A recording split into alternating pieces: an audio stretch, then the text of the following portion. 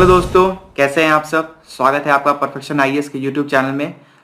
आज ये प्रोग्राम का थर्ड क्वेश्चन है या डे 3 हम लोग इसको समझें, जहाँ पे हम एक क्वेश्चन डिस्कस करेंगे जो कि प्रीएम्बल्स मतलब कॉन्स्टिट्यूशन के बेसिक स्ट्रक्चर से रिलेटेड है।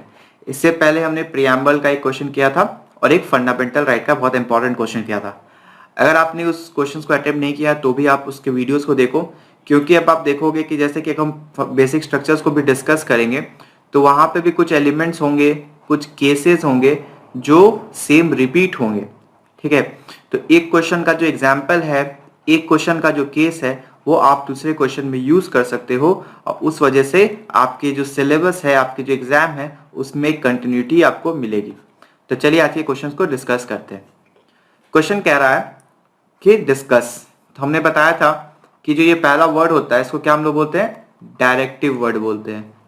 ठीक है, तो ये जो डिस्कस है ये डायरेक्टिव वर्ड है कि हमें ये देखना है कि जो क्वेश्चन है उसको हम लोग को डिस्कस करना है। ठीक है, तो डिस्कस क्या करना है कि importance of the basic structure of the Indian constitution. Question straight forward है कि जो भी हमारा बेसिक स्ट्रक्चर है, ठीक है, इंडियन कॉन्स्टिट्यूशन का, उसका इंपॉर्टेंस बताना है। तो ये हो गया बॉडी का पहला पार्ट, जहां पे हमको उसके इंपॉर्टेंस के बारे में डिस्कस करना है। तो यहाँ पे जो दूसरा पार्ट है वहां पे हम लोग डिस्कस करेंगे क्रिटिसिज्म से रिलेटेड। ठीक है, तो first will be the importance, second will be the criticism. ठीक है, तो अब हम लोग इसको डिस्कस कर लेते हैं। हमने हमेशा बताया कि जब भी हम कोई क्वेश्चन वो करेंगे तो कोशिश करेंगे कि जो पहला 1 मिनट है ना या 30 सेकंड है, हम ये सब डिसाइड कर लें कि हम इंट्रो में क्या डाल रहे हैं, बॉडी में क्या डाल रहे हैं और कंक्लूजन में क्या डाल रहे हैं। स्टार्टिंग में ये थोड़ा डिफिकल्ट होगा, बट क्योंकि क्वेश्चन 19 मार्क्स के हैं, आपको ये समय नहीं मिलेगा कि आप वापस आके उसको ठीक कर सको। तो आप सबसे पहले सोच लो कि आपके लिए वो समय सबसे बेस्ट आंसर क्या हो सकता है। तो हम लोग पहले देखते हैं इंट्रो। इंट्रो में हमने क्या सोचा था कि हम उसको डिफाइन करते थे, ठीक है, उसका डेटा के बारे में बता सकते थे या हम उसके ओरिजिन से रिलेटेड डिस्कशन करते थे। अब यहाँ पे हम बेसिक स्ट्रक्चर को डिफाइन क्या ही करेंगे, ठीक है, हल्का सा डिफिनेशन हो सकता है, डेटा बहुत ज़्यादा इंपॉर्टेंट नहीं है। यहाँ पे जो मेन इंपॉर्टेंट हो जाएगा ना, वो ओरिजिन जो होगा उसका सबसे अच्छा इंट्रोडक्शन हो जाएगा। अगर हम इस चीज़ को ट्रेस कर सकें, अगर आपको पता होगा जो बेसिक स्ट्रक्चर का बातें हैं वो सुप्रीम कोर्ट के जजमेंट में आती है। कौन से जजमेंट में? केशव नंदा भारती केस, जो कि हमारे कॉन्स्टिट्यूशन का एक लैंडमार्क जजमेंट है। ठीक है, कुछ दिन पहले ही, कुछ या 1 साल पहले शायद, केशव नंदा भारती जी का डेथ हो गया था। तो वहाँ उस समय भी काफ़ी ज़्यादा न्यूज़ में था ये basic structure of the constitution से रिलेटेड। तो ये एक लैंडमार्क जजमेंट है जहाँ से एक बेसिक स्ट्रक्चर नाम का शब्द उभर के आता है और इसके अंदर बहुत से अलग अलग जजमेंट्स में सुप्रीम कोर्ट ने बताया कि what does it means by the basic structure. और ये जो लिमिटेशन एक क्रिएट कर देता है लेजिस्लेचर के लॉ मेकिंग में, लॉ जो लेजिस्लेचर लॉ बना रही है उसको एक लिमिटेशन क्रिएट करता है। और अगर बेसिक स्ट्रक्चर हमारे फंडामेंटल राइट्स को बहुत ही ज्यादा प्रोटेक्ट करता है और जो अथॉरिटेरियन रूल या देश को डिस्पोटिक होने से बचाता है। ठीक है, तो ओरिजिन में हम केशव नंदा भारती केस का जो, ये तो चलो पता है कि हम केशव नंदा भारती, इससे अगर हम ओरिजिन को ट्रेस कर पाए कि पहला केस कहां से स्टार्ट हुआ, सेकंड क्या हुआ, थर्ड क्या हुआ, अगर इसको ट्रेस कर पाए तो that will be the perfect intro for this question. ठीक है, इसको हम लोग आगे भी डिस्कस करते हैं। सेकंड होगा बॉडी। बॉडी में पहला बात हम लोग इंपॉर्टेंस डिस्कस करेंगे। ठीक है, तो इंपॉर्टेंस में 4-5 इंपॉर्टेंस हैं जिसको हम लोग डिस्कस करेंगे और कोशिश करेंगे कि हर इंपॉर्टेंस के साथ अगर हम उसका एग्जाम्पल कोट कर सके, ठीक है, कोई कोर्ट केस को कोट कर सके, तो हमारा आंसर बेस्ट हो जाएगा। ठीक है, तो हमने क्या बोला कि जो भी हम एग्जाम्पल दे रहे हैं कि अगर वो अथॉरिटेरियन रूल को प्रोटेक्ट करता है तो कहाँ पे प्रोटेक्ट किया, ठीक है, स्टेट को डिस्पोटिक होने से बचाता है तो कैसे बचाया। ठीक है, इस चीज को हम लोग एग्जाम्पल के थ्रू कोट करेंगे। और सेकंड क्रिटिसिज्म में, ठीक है, क्रिटिसिज्म में जो सबसे इंपॉर्टेंट बात आती है कि सेपरेशन ऑफ पावर। कहाँ है भाई सेपरेशन ऑफ पावर? यहाँ तो सेपरेशन ऑफ पावर नहीं है, जुडिशियल ओवररीच का प्रॉब्लम आता है।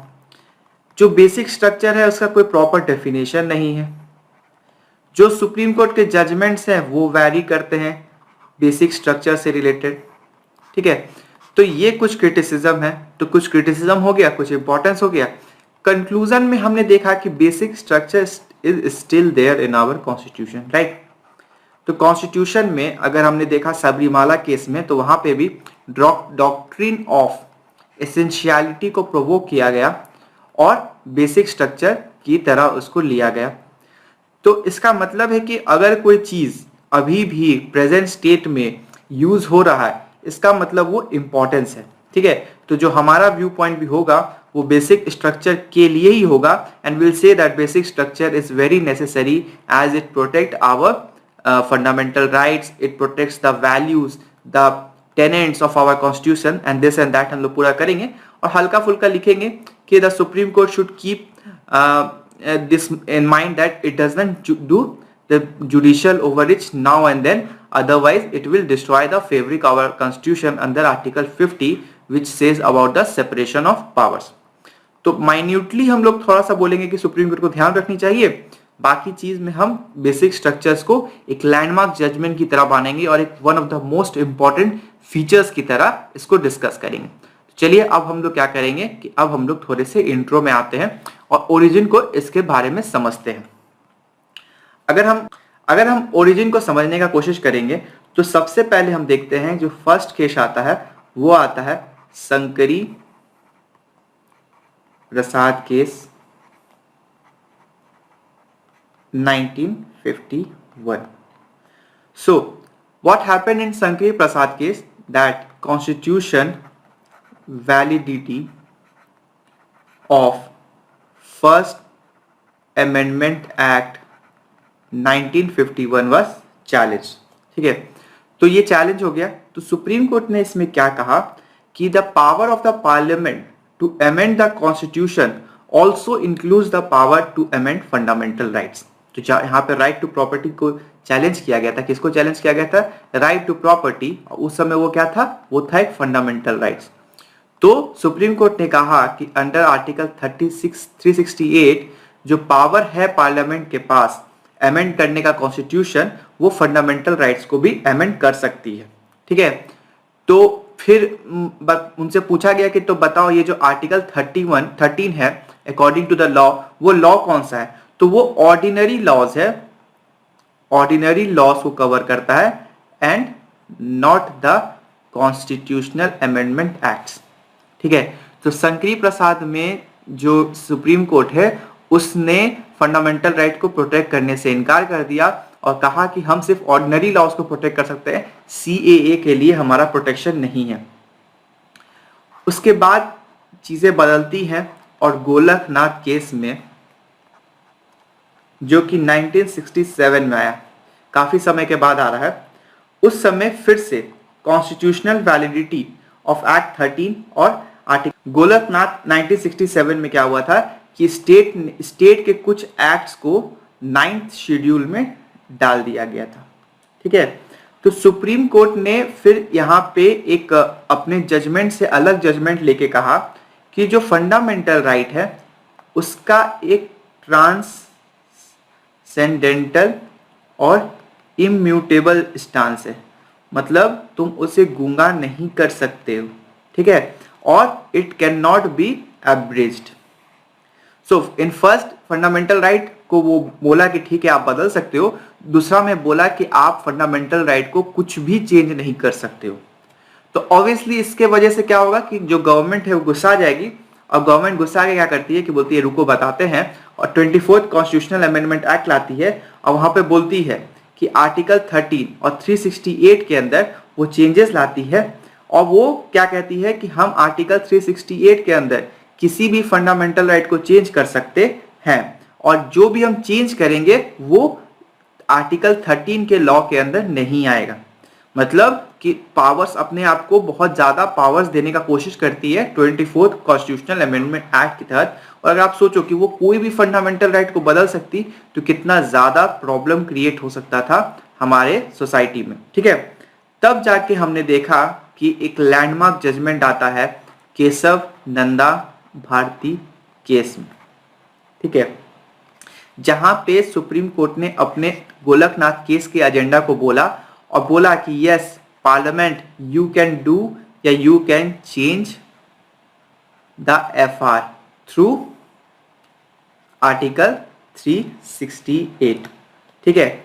लेकिन उसने बोला कि एक बेसिक स्ट्रक्चर के डॉक्ट्रिन को इंट्रोड्यूस किया जो कि चेंज आप नहीं कर सकते, ठीक है। तो कोई भी अगर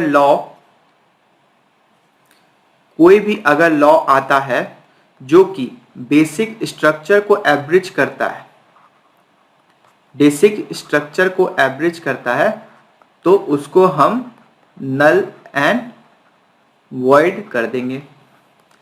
that can be declared null and void. तो Keshav Nanda Bharati case became important because वहां पे हमने देखा कि basic structure of the constitution को लाया गया, ठीक है। ये एक नया डॉक्ट्रिन स्टैब्लिश हो रहा है और पार्लियामेंट को भी उन्होंने क्या कर दिया कि हाँ, आपके पास पावर है फंडामेंटल राइट को चेंज करने का, so long as the basic structure of the constitution does not get changed, ठीक है। सो आवर इंट्रोडक्शन का जो फ्रेमवर्क हो गया वो हम कहां से स्टार्ट करेंगे? हम शंकरी प्रसाद केस से स्टार्ट करेंगे, गोलकनाथ केस पे आएंगे, 24th कॉन्स्टिट्यूशनल अमेंडमेंट एक्ट को कोट करेंगे और फिर हमने केशव नंदा भारती केस में लिख देंगे कि बेसिक स्ट्रक्चर का डॉक्ट्रिन आता है and fundamental right can be changed, ठीक है। तो this will become our introduction to the question. अब हम देखते हैं कि what is the importance of the basic structure या basic structure doctrine of Indian constitution. The first one is it helps to prevent legislative excesses. इसका मतलब क्या है कि जो लेजिस्लेचर है, जो हमारा पार्लियामेंट है, वो अगर कोई ऐसा लॉ बना दे जो उसके पावर को बहुत एक्सेस कर देता है, तो उसको हम बेसिक स्ट्रक्चर के द्वारा उसको रोक सकते हैं। For example 39th amendment act में, ठीक है, 39th अमेंडमेंट एक्ट में ये कहा गया था कि जो इलेक्शंस हैं किसके, प्राइम मिनिस्टर के, प्रेसिडेंट के, वाइस प्रेसिडेंट के, स्पीकर के, they can not be challenged, ठीक है। अब आप इससे आप समझ में आ रहा है कि ये कितना ज्यादा एक्सेस पावर था। क्यों किया गया था? क्योंकि उस समय जो इलाहाबाद हाईकोर्ट का जजमेंट था इंदिरा गांधी केस में, उसको नलिफाई करने का कोशिश किया गया, ठीक है। तो वहां पे फिर से गवर्नमेंट ने क्या बोला कि मतलब सुप्रीम कोर्ट ने क्या बोला कि आप ये नहीं कर सकते हो। क्यों? क्योंकि it is the basic structure of the constitution, ठीक है। तो हमने क्या देखा कि it help to prevent the legislative excesses by the Supreme Court, by the parliament. Next हम देखते हैं ये जो कॉन्स्टिट्यूशंस के बेसिक आइडियल्स है, कॉन्स्टिट्यूशंस के बेसिक आइडियल्स या उसके टेनेंट्स को प्रोटेक्ट करता है। फॉर एग्जाम्पल हमने क्या बोला था कि हमने बोला था कि जो हमने फंडामेंटल राइट्स में देखा था, क्या देखा था? मेनका गांधी केस, ठीक है। सेकेंड इंदिरा गांधी केस जो अभी हमने जस्ट देखा, या SP Bommai case. In case का नाम हम क्यों ले रहे हैं? क्योंकि इन केसेस में हमने देखा कि सुप्रीम कोर्ट ने जो बेसिक आइडियल्स थे, sovereign, socialist, secular, democratic, Republic और फ्रैटर्निटी जैसे वर्ड्स को basic foundation stone of the constitution बताया, जिन्हें प्रोटेक्शन की आवश्यकता है। साथ ही साथ हमारे कंट्री के सेक्युलर कैरेक्टर को, हमारे कंट्री में सेपरेशन ऑफ पावर्स को, हमारे कंट्री में सुप्रीमेसी ऑफ द कॉन्स्टिट्यूशन को, तो जो हमारे कॉन्स्टिट्यूशन का जो बेसिक टेनेंट्स है, यही सब चीज तो है बेसिक टेनेंट्स। इन बेसिक टेनेंट्स, इन बेसिक आइडियाज को रिटेन करने के लिए कि अगर सुप्रीम कोर्ट चाहे, मतलब पार्लियामेंट चाहे तो इसको चेंज ना कर दे, तो उस प्रोटेक्शंस के लिए हमने basic structure of the constitutions को 2-3 केसेस क्या नंबर ऑफ केसेस में यूज किया है, तो जिसका 2-3 हम एग्जाम्पल कोट किए, जैसे एसआर बोम्मई केस या मेनका गांधी केस। नेक्स्ट है कि it protects the rights of the citizens. तो जो हमारे सिटीजन्स हैं उनका राइट्स का प्रोटेक्शन, फंडामेंटल राइट्स का कौन कर रहा है? बेसिक स्ट्रक्चर डॉक्ट्रिन के थ्रू हो रहा है। अगर यहाँ पे हम लोग देखेंगे तो अगेन हम लोग उसको करेंगे K S. Puttaswamy case which was related to right to privacy. ये आधार कार्ड वाला केस था, ठीक है। तो राइट टू प्राइवेसी का प्रोटेक्शन के लिए हमने देखा कि के.एस. पुट्टास्वामी में बेसिक स्ट्रक्चर के डॉक्ट्रिन को यूज किया गया to protect the liberty of the people. किसके लिए? जो पीपल हैं उनके लिबर्टी को प्रोटेक्ट करने के लिए इसको यूज किया गया। तो इससे हमने क्या मिला? Freedom to speech, right to privacy,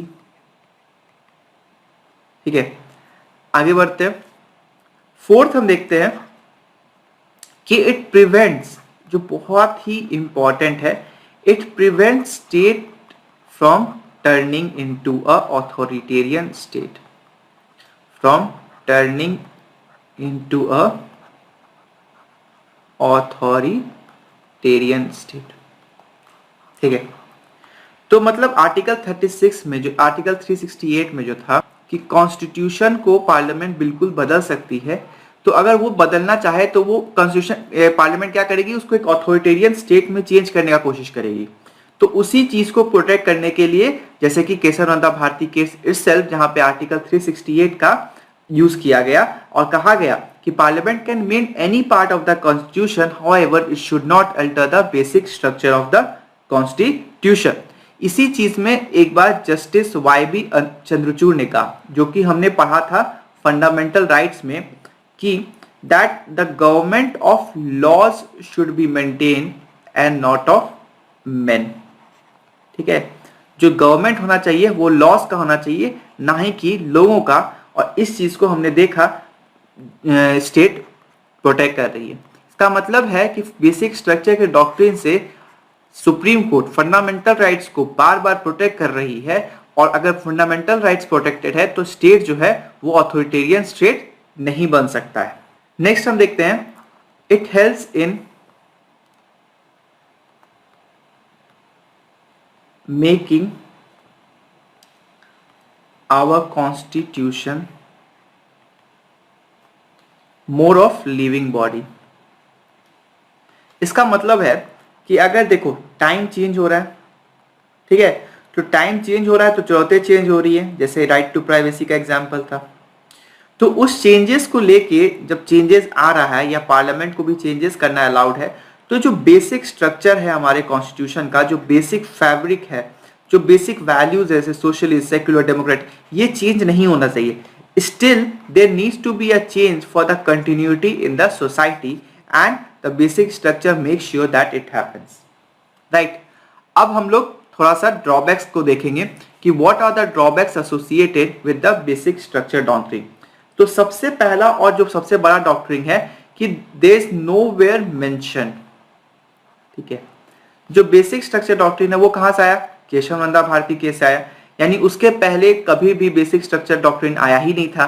तो कॉन्स्टिट्यूशन में कहीं पे भी मेंशन नहीं है, कहीं पे ये डिफाइंड नहीं है। तो इसका जो लीगल पोजीशन है, जो इसका कॉन्स्टिट्यूशनल पोजीशन है, जो इसका टेक्सचुअल बेसिस है, ऐसा कुछ है ही नहीं हमारे पास, ठीक है। और यही चीज जो है प्रॉब्लमैटिक है कॉन्स्टिट्यूशन के, कि the basic structure doctrine is nowhere mentioned in the constitution and it is a big problem. And what happens is the individual capacity of the judges, ठीक है। तो जो जजेस जैसा है उसके इंडिविजुअल कैपेसिटी के हिसाब से वो बेसिक स्ट्रक्चर और डॉक्ट्रिन के बारे में सोच सकता है। तो ये क्या है? ये एक इसका ड्रॉबैक है। जो आर्टिकल 40 कहता, आर्टिकल 50 क्या कहता है, जो हमारा डीपीएसपी में है, जहां पे बी.आर. अम्बेडकर ने कहा, क्या कहा? Separation of powers. But basic structure के वजह से जो ये सेपरेशन ऑफ पावर्स है ये धूमिल हो जाता है। फॉर एग्जाम्पल, सुप्रीम कोर्ट ने क्रैकर्स के बैन के लिए दिल्ली में क्रैकर्स को बैन कर दिया गया था। तो ये जो पावर है किसका होना चाहिए, तो वहां के एग्जीक्यूटिव का होना चाहिए था, ना कि सुप्रीम कोर्ट का। तो यही जो बेसिक स्ट्रक्चर को यूज करके राइट टू लाइफ को प्रोवोक करके जो हम लोग कोर्ट पहुंच जाते हैं, उस वजह से जो प्रॉब्लम्स क्रिएट होता है कि जो सेपरेशन ऑफ पावर्स है वो धूमिल हो जाता है। नेक्स्ट हम लोग इसी चीज को थोड़ा सा सिंपलर वे में समझते हैं, या यही एक पॉइंट है जहां पे हम एक वर्ड बार बार सुनते हैं, that is judicial overreach rather than judicial activism. Judicial activism मतलब कि खुद से आगे बढ़ के कोई चीज ठीक करना जो जरूरी हो ठीक करना। जुडिशियल ओवररीच होता है मतलब आप किसी और के काम में बार बार दखल दे रहे हो, ठीक है, आप बार बार उसके काम में इंटरफेयर कर रहे हो, ठीक है। फॉर एग्जाम्पल काफी समय पहले जो 500 मीटर्स थे, जो एरिया था कोई भी हाईवे का, उसके चारों ओर अल्कोहल ड्रिंक बेचना अलाउड मना कर दिया गया था बाय सुप्रीम कोर्ट। एंड ये डिसीजन किसका होना चाहिए था, एग्जीक्यूटिव का होना चाहिए था, पार्लियामेंट का होना चाहिए था, not of the Supreme court. इसी तरीका से जो डॉक्ट्रिन ऑफ एसेंशियलिटी को प्रोमोट करके, जो हमने कंक्लूजन बताया था स्टार्टिंग में, डॉक्ट्रिन ऑफ एसेंशियलिटी को प्रोवोक करके सुप्रीम कोर्ट डिसीजंस देती है किससे रिलेटेड, रिलीजन से रिलेटेड या टेम्पल एंट्री से रिलेटेड, जो कि एक प्रॉब्लमैटिक या इश्यू क्रिएट हो सकता है जिसमें बाद में प्रॉब्लम हो सकता है। नेक्स्ट जब हमने ओरिजिन पढ़ा था तो हमने देखा था कि जो सुप्रीम कोर्ट है वो खुद अपने जजमेंट्स में कंसिस्टेंट नहीं है, ठीक है। जो बेसिक स्ट्रक्चर इवॉल्व हुआ 368 मतलब बाय केशव नंदा भारती केस, उसके पहले आपने देखा कि जो शंकरी प्रसाद केस में है उसमें सुप्रीम कोर्ट ने कहा कि हाँ पार्लियामेंट चाहे तो बदल सकती है। गोलकनाथ में कहा कि नहीं, पार्लियामेंट फंडामेंटल राइट्स को बिल्कुल भी नहीं बदल सकती है, ठीक है। आर्टिकल 13 के लॉ के बारे में भी काफी अलग अलग राय थी, लेकिन फिर केशव नंदा भारती केस में क्या कि yes, parliament can change the constitutions, ठीक है, it can even change the fundamental rights. तो ये जो पार्लियामेंट्स का मतलब जो कॉन्स्टिट्यूशन सुप्रीम कोर्ट का जो जजमेंट्स है वो अपने में ही कंसिस्टेंट नहीं। So that comes to the last part of the question, that is again very important. जैसा बार बार मैंने कहा था कि कंक्लूड करना कोई भी आंसर को भी उतना जरूरी है जितना उसका आंसर के बारे में बॉडी लिखना। तो हम कह सकते हैं कि जो basic structure of the constitution है, it is one of the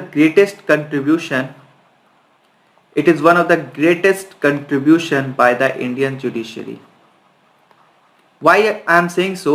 Because time and again the features, that is the basic structure, has protected our fundamental right. It has stopped the state from becoming an authoritarian state. ठीक है, so it says that the laws are ever growing. Of course laws हमेशा बढ़ेगा, तो जो scope है law का वो change होगा। So for that what it is required that the basic structure doctrine remains and it will continue to light our constitution या so light to our constitution। लेकिन थोड़ा सा अगर हम निगेटिव बोलें तो हमें ध्यान रखना चाहिए, यानी कोर्ट्स को ध्यान देना चाहिए जब वो जजमेंट सुनाए, ठीक है, तो इट डज नॉट ओवररीच, या जुडिशियल ओवररीच ना हो जाए, ठीक है, और जो उनका बाउंड्रीज है जुडिशियरी से रिलेटेड उस बाउंड्रीज को रहे, और जो लॉ मेकिंग प्रोसेस है वो पार्लियामेंट पे छोड़ दिया जाए, ठीक है। तो that concludes our answer. Thank you.